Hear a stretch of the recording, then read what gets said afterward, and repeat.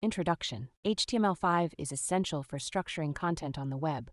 Understanding its format is crucial for creating effective documents. It might seem overwhelming for beginners, but with proper guidance, it becomes manageable. Basic HTML5 document structure. The doc type, a simplified declaration instructing the browser about the HTML version used. HTML element, the root of an HTML document. Head element contains meta information about the HTML document. Body element contains all the content that is displayed on the browser window. Nested elements and indentation. HTML elements can be nested, meaning an element can contain other elements. Proper indentation helps make the structure of the document clear. HTML5 semantic elements. HTML5 includes new elements that provide semantic information. Examples: header, footer, and main provide information about the content they contain. Nav is used for major block of navigation links. Aside is used for content that is tangentially related to the content around it.